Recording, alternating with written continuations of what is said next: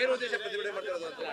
ಇವತ್ತು ಈ ಭ್ರಷ್ಟ ಕಾಂಗ್ರೆಸ್ ಸರ್ಕಾರ ಎಲ್ಲಾದ್ರ ಮೇಲೂ ಬೆಲೆ ಏರಿಕೆ ಮಾಡೋದ್ರ ಜೊತೆಗೆ ಇವತ್ತು ಕೊನೆಯದಾಗಿ ಪೆಟ್ರೋಲು 3 ರೂಪಾಯಿ ಮತ್ತು ಡೀಸೆಲ್ನ 3.5 ರೂಪಾಯಿ ರೇಟ್ ಜಾಸ್ತಿ ಮಾಡಿ ಇವತ್ತು ಸಾಮಾನ್ಯರ ಹೊಟ್ಟೆ ಮೇಲೆ ಒಡೆಯಂಥ ಕೆಲಸವನ್ನು ಮಾಡಿದೆ.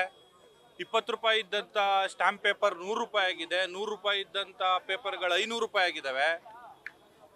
ಡೀಸೆಲ್ ಬೆಲೆ ರೇಟು ಮತ್ತು ಪೆಟ್ರೋಲ್ ಬೆಲೆ ರೇಟ್ ಜಾಸ್ತಿ ಮಾಡಿರೋದ್ರಿಂದ ಇವತ್ತು ಇಡೀ ಕರ್ನಾಟಕದಲ್ಲಿ ಜನಸಾಮಾನ್ಯರ ಒಂದು ಜೀವನದ ಮೇಲೆ ಎಷ್ಟು ದೊಡ್ಡ ಮಟ್ಟದಲ್ಲಿ ಹೊಡೆತ ಬೀಳುತ್ತೆ ಅಂತೇಳಿ ಇದೇ ಸಿದ್ದರಾಮಯ್ಯನವರು ಕಾಂಗ್ರೆಸ್ ಸರ್ಕಾರ ಅಧಿಕಾರಕ್ಕೆ ಬರೋಕ್ಕೆ ಮುಂಚೆ ಯಾವ್ಯಾವ ರೀತಿ ಮಾಡಿದ್ರು ಅಂತ ತಮ್ಮ ಮಾಧ್ಯಮದಲ್ಲಿ ತಾವೆಲ್ಲರೂ ತೋರಿಸಿದಿರಿ.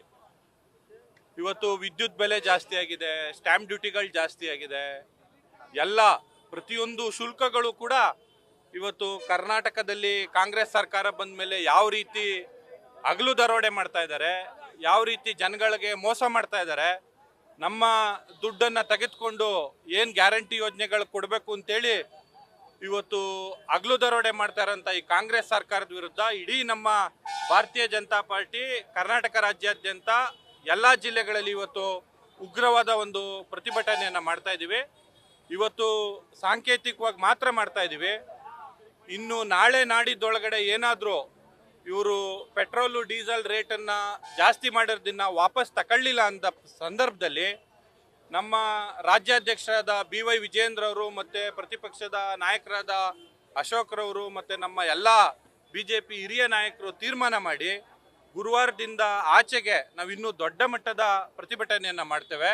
ಯಾವುದೇ ಕಾರಣಕ್ಕೂ ಕೂಡ ಈ 3 ರೂಪಾಯಿ ಮತ್ತು 3.5 ರೂಪಾಯಿ ಜಾಸ್ತಿ ಆಗಿರೋದನ್ನ ಈ ಸರ್ಕಾರ ತತ್ಕ್ಷಣ ವಾಪಸ್ ತಗೋಬೇಕು. ಯಾವುದಾದ್ರು ಕಾರಣದಲ್ಲಿ ಅವ್ರೇನಾದ್ರು ವಾಪಸ್ ತಗೊಳ್ಳಿಲ್ಲ ಅಂತ ಪಕ್ಷದಲ್ಲಿ ತಗೊಳ್ಳೋ ತನಕನೂ ಕೂಡ ನಮ್ಮ BJP ಪಕ್ಷದಿಂದ ಹೋರಾಟ ನಿಲ್ಲೋದಿಲ್ಲ. ನಾವು ಈ ಹೋರಾಟವನ್ನು ಇನ್ನೂ ದೊಡ್ಡ ಮಟ್ಟಕ್ಕೆ ತಗೊಂಡೋಗಿ ಜನರ ಪರವಾಗಿ ನಾವು ನಿಲ್ತೀವಿ ಅಂತೇಳಿ ತಮ್ಮಲ್ಲಿ ನಾನು ಈ ಸಂದರ್ಭದಲ್ಲಿ ಹೇಳೋದಕ್ಕೆ ಇಷ್ಟಪಡ್ತೇನೆ. ನ್ಯೂಸ್ ಫಸ್ಟ್ ನಿರ್ಭೀತಿಯಿಂದ ನಿಮ್ಮ ಪರವಾಗಿ.